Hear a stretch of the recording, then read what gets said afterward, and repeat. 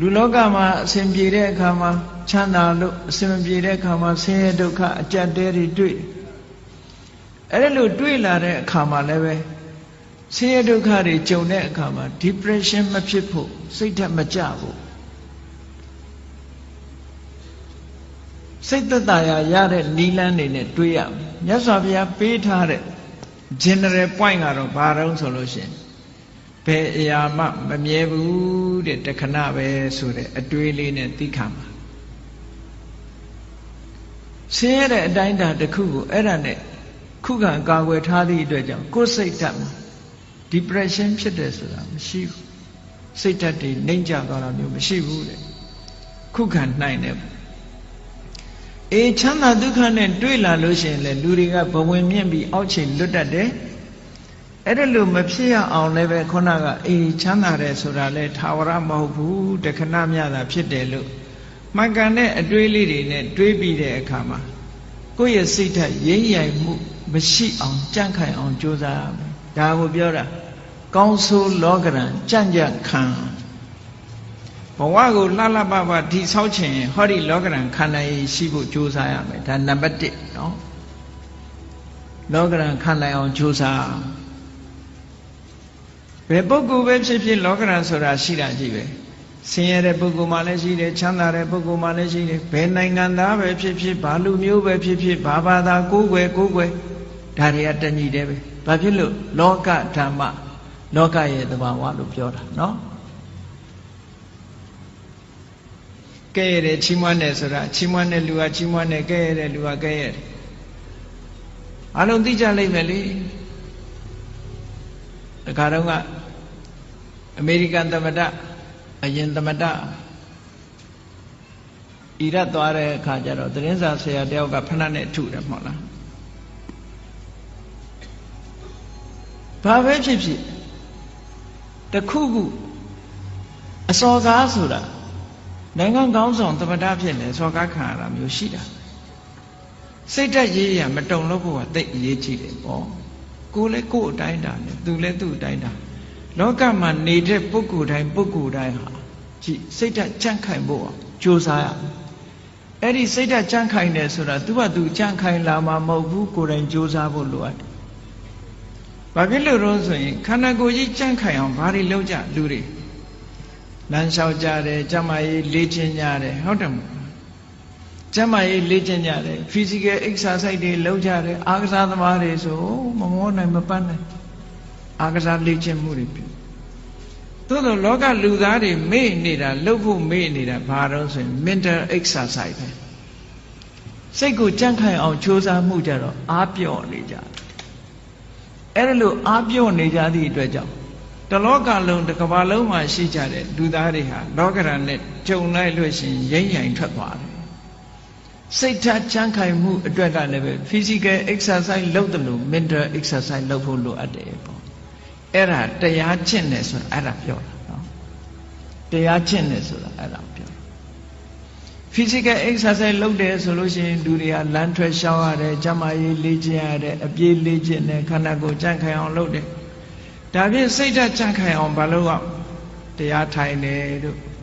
စိတ်ဓာတ်လေ့ကျင့်ခန်းယူတယ်စိတ်တည်ငြိမ်အောင်ကြိုးစားတယ်ကိုယ်အိမ်မှာကိုယ်နေရင်ကနေပြီးတော့မှန်ကန်တဲ့အတွေးကလေးတွေတွေးတယ်ဆိုပါစို့လောဘစိတ်တွေများနေတယ်တွေ့တာစိတ်တွေများနေတယ်တဦးနဲ့တဦးခင်မင်ပြီးတော့သိတွေ့တာမှုတွေများနေလို့ရှင်တွေးလေအေးလူဆိုတာတနေ့ကျတော့ခွဲရအောင်ပါပဲဟောမခွဲခင်တို့ဘာတွေလုပ်မလဲတချို့အဲ့ဒါမျိုးကိုစဉ်းစားရမှာမစဉ်းစားကြဘူးပေါ့စိတ်ဓာတ်ကြန့်ခိုင်အောင်အဲ့ဒါတွေကလေ့ကျင့်ပေးရဆိုပါစို့နုပြိုနေတဲ့အရွယ်ရှိတဲ့ပုဂ္ဂိုလ်တွေကစဉ်းစားရမှာပါဇရာဓမ္မောမိဇရံအနတ္တိတောငါမှအိုခြင်းသဘောရှိတယ်အိုတဲ့သဘာဝငါမှရှိနေတဲ့အိုခြင်းတရားကိုငါမလွန်မြောက်နိုင်သေးဘူးလို့ဒီဟာစိတ်ဓာတ်ကြန့်ခိုင်အောင်လေ့ကျင့်မှုတစ်ခုပဲတချို့အဲ့ဒါတွေတွေးရင်စိတ်ပြည့်စရာကြီးလို့ထင်တယ်မဟုတ်ဘူးစိတ်ပြည့်စရာတွေးတာမဟုတ်ဘူးသဘာဝအမှန်ကိုသိအောင်ကြိုးစားစိတ်ဓာတ်ဆိုတာသဘာဝအမှန်ကိုသိမှဒီထက်တယ်ရင့်ကျက်လာ ဗျာတိဓမ္မောမိဗျာရေနတိတောအေးငါခန္ဓာကိုယ်ကြီးဟာနာရတဲ့သဘောရှိတယ်နာခြင်းတရားကိုငါမလွန်မြောက်နိုင်သေးဘူးတွေးပါဆင်ញင်စဉ်းစားပေးပါလေ့ကျင့်ပေးပါစိတ်ကိုဒါနဲ့လေ့ကျင့်ပေးအာယုန်နဲ့စိတ်ကိုလေ့ကျင့်ကောင်းတဲ့အာယုန်နဲ့စိတ်ကိုလေ့ကျင့်တာခေါ်တယ်မရဏဓမ္မောမိမရဏနာတိတောလူတိုင်းဟာသိခြင်းသဘောရှိတယ်ငါလည်းပဲသိခြင်းသဘောရှိတယ်သိခြင်းတရားကိုငါမလွန်မြောက်နိုင်ဘူးလေ့ကျင့်ပေးပါလေ့ကျင့်ပေးသည့်အတွက်ကြောင့်ဟောတန်ရောစဉ်တွေယောပါလာအတွေ့အတာတွေယောပါလာလူတွေကထင်တယ်အတွေ့အတာယောပါသွားလို့ရှိရင်တဦးနဲ့တဦးကွဲသွားလိမ့်မယ်လို့ထင်တာမဟုတ်ဘူး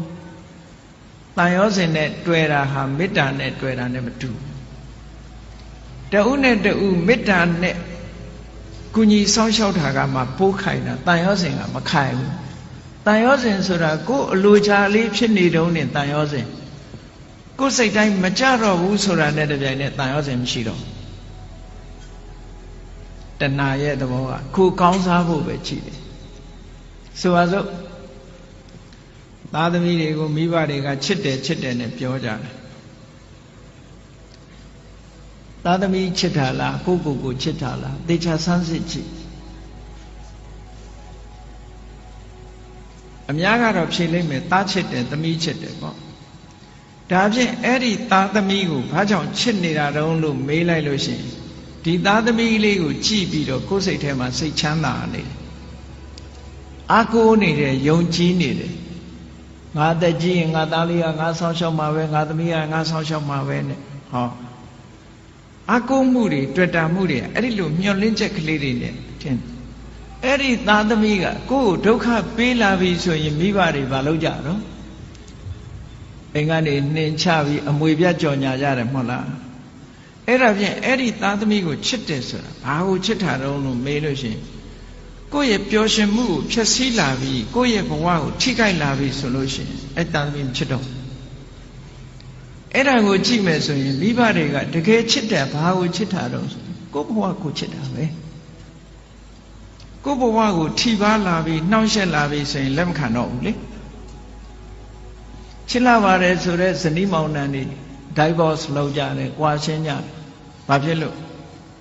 ပြောကြတဲ့အခါမှာစိတ်သဘောထားချင်းမတိုက်ဆိုင်လို့ဆိုလိုတာကသူ့စီကကိုပျော်ရွှင်မှုမရဘူးကိုယ့်စီကသူပျော်ရွှင်မှုမရဘူးကိုယ့်ရဲ့ပျော်ရွှင်မှုတွေဆုံးရှုံးကြတယ်အဲ့ဒီဆုံးရှုံးတာကိုမကြိုက်တာပဲအမှားတကယ်အနိတ္တရာကိုလိုက်ရှာကြည့်လို့ရှိရင်မြတ်စွာဘုရားကဒါကြောင့်မို့ဟောတာအတ္တသမံပေမနတ္ထိကိုချစ်တာလောက်တခြားကိုအချစ်နဲ့တူတဲ့အချစ်ဆိုတာမရှိဘူးလို့ဒီလိုပြောတာဒါတကယ်ကိုအစစ်အမှန်ကိုဟောဒါကြောင့်မို့လို့မေတ္တာဆိုတာကတော့အဲ့ဒါမျိုးမဟုတ်ဘူးတဏှာကရယူလို့တယ်ခံစားလို့တယ်ဒါတဏှာချစ်မေတ္တာချစ်ဆိုတာကအဲ့ဒါမျိုးမဟုတ်ဘူးသူများအတွက်ပေးဆက်ခြင်းမေတ္တာချစ်ကသူများအတွက်ပေးဆက်တယ်တဏှာကကိုယ့်အတွက်မေတ္တာကသူ့အတွက်လှုပ်တာကပို့ပြီးတော့ခိုင်မြဲတယ်ဘာဖြစ်လို့တော့ဆိုစဉ်းစားရတယ်သူ့အတွက်စဉ်းစားတာကိုယ့်အတွက်မစဉ်းစားဘူးဟိုတစ်ဖက်ကလည်းမေတ္တာနဲ့ဆိုရင်သူ့အတွက်စဉ်းစားတယ်ကိုယ့်အတွက်မစဉ်းစားဘူးအဲ့ဒီတော့သူ့အတွက်ဆင်ပြေးနေလို့ရှိရင်ဟောမကွဲမကွာဖြစ်တာပေါ့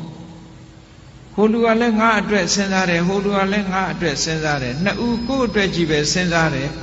လိုဘဖြစ်နေတဲ့အချိန်မှာတော့ကိုယ့်အတွက်ဖြစ်နေရင်ခြေနှက်တယ်ကိုယ့်အတွက်မဖြစ်တာနဲ့တပြိုင်နက်ခွဲကြရောအဲ့တော့မေတ္တာချစ်နဲ့တဏှာချစ်တခြားနည်းနဲ့ပြောမယ်ဆိုလို့ရှိရင်မေတ္တာချစ်ကအေးမြပြီးတော့တဏှာချစ်ကပူလောင်နေတဏှာရဲ့နောက်ွယ်မှာဘာတွေလာတော့ဆိုတောကဆိုတာရောက်လာစိုးရိမ်တာတွေပူဆွေးတာတွေဒါတွေဖြစ်လာမေတ္တာရဲ့နောက်ကမှဒါတွေလုံးဝမရှိဘူးအေးချမ်းတယ်တည်ငြိမ်တယ်ဆိုတာတွေဖြစ်တယ်ဒါကြောင့်မို့မေတ္တာနှလုံးသားနဲ့ချစ်နိုင်အောင်ကြိုးစားအဲ့ဒါပို့ပြီးတော့ခိုင်မြဲတယ်စိတ်ဓာတ်ကြံ့ခိုင်မှုနဲ့ပတ်သက်ပြီးတော့ဒါကိုမြတ်စွာဘုရားကလောကရန်နဲ့ကျုံလာပြီဆိုလို့ရှိရင်ကြံ့ခံနိုင်အောင်လေ့ကျင့်ရစိတ်ဓာတ်ကိုလေ့ကျင့်ပေးရမယ် လေ့ကျင့်တယ်ဆိုတဲ့နေရာမှာဘာနဲ့လေ့ကျင့်သမထကျင့်စဉ်တစ်ခုကိုကျင့်တာလဲဒါလေ့ကျင့်တာပဲဝိပဿနာကျင့်စဉ်တစ်ခုကိုကျင့်တာလဲလေ့ကျင့်တာပဲအဓိကကတော့ wise attention လို့ဆိုတယ်မှန်မှန်ကန်ကန်စဉ်းစားတတ်မှုပါယောနိသောမနတိကာရလို့ခေါ်တယ်မှန်မှန်ကန်ကန်စဉ်းစားတယ်ဆိုတာဘာတော့